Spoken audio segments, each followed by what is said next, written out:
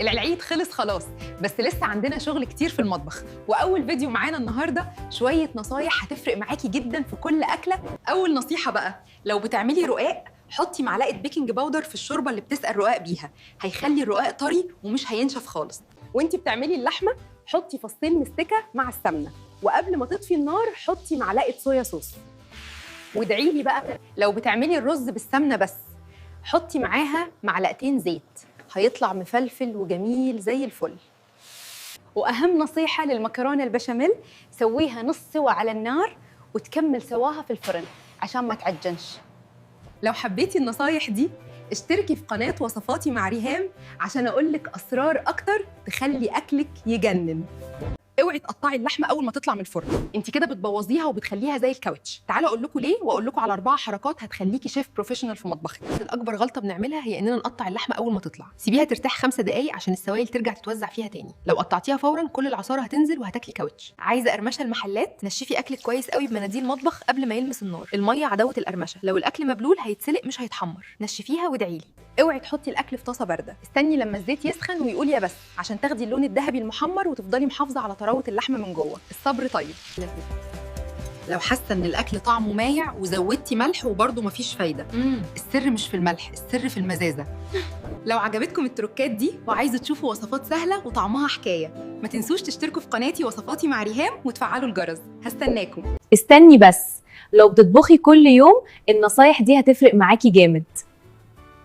اول حاجه، لما تيجي تقطعي البصل حطيه في الفريزر 10 دقايق، مش هتعيطي خالص. وعشان الصلصه تطلع طعمها جامد حطي رشه سكر صغيره هتزدد الطعم بطريقه مش طبيعيه. لو عايزه الفراخ طريه وطعمها حلو سيبيها في التتبيله ساعه على الاقل ومتستعجليش. الرز بقى اغسليه كويس جدا لحد ما الميه تبقى صافيه، ده سر ان الحبايه تطلع مفلفله.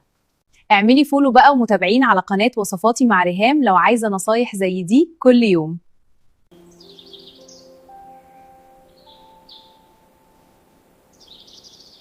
نصايح سريعة ليكي ولبيتك، يلا صلي على النبي واسمعي الفيديو. نصايح بسيطة لتنظيم بيتك. ريحة الغسالة مش لطيفة؟ شغلي دورة فاضية بمية سخنة تلي خل للكربوناتو، هتطلع كل الروايح وتخلي الغسالة زي الفل. علشان المرايات تفضل صافية امسحيها بخليط خل ومية وبعدها فوطة ناشفة. النتيجة لمعة تحفة كأنك لسه شاريها. عندك تراب بيظهر بسرعة على الخشب؟ اعملي بخاخ صغير فيه نقطة شاور مواعين خفيفة ومية ومعطر وامسحي بيه الأساس، هتلاقي الخشب بيلمع وريحة البيت تحفة. أول ما تخلصي طبخ بللي فوطة بمية دافية ومعاها شوية خل وامسحي الرخامة والبوتاجاز فورا، مش هتلاقي الدهون تلزق وهيفضل مطبخك دايما بيلمع. لو عجبك الفيديو متنسيش تعملي لايك واشتركي في قناة وصفاتي مع ريهام علشان يوصلك كل جديد. عشان غسيلك يطلع نظيف جدا وتحافظي على غسالتك وتعيش معاكي فترة أطول، اسمعي الفيديو ده. انقعي الهدوم البيضة ليلة كاملة أو 3 ساعات على الأقل في ماء ومسحوق غسيل، هتفرق جدا وهتشيل البقع.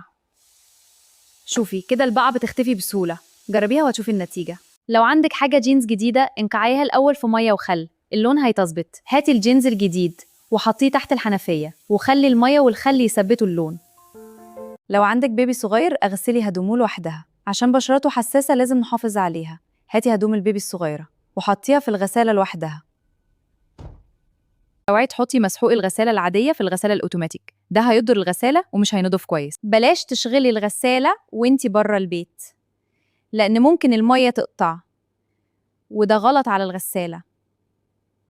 فتشي في الهدوم كويس قبل الغسيل عشان لو فيها دبوس أو أكسوار ممكن يقطع كاوتش الغسالة. شوفي لقيت دبوس هنا، والغسالة لو اتخرمت هتبوس. بعد ما تخلصي غسيل سيبي الغسالة مفتوحة حوالي 10 دقايق للتهوية. هعمل كده قدامكم عشان تشوفوا، بس كده أسيبوها مفتوحة، ده بيمنع الروائح الكريهة. من تنسيش دورة الخل كل شهرين، إزازة خل كاملة في درج المسحوق ودرجة حرارة المية تكون على 90. بالطريقة دي هتحافظي على غسالتك نظيفة ومتنسوش تصلوا على النبي. ولو عجبك الفيديو دوسي لايك واشتركي في قناتي وصفاتي مع ريهام.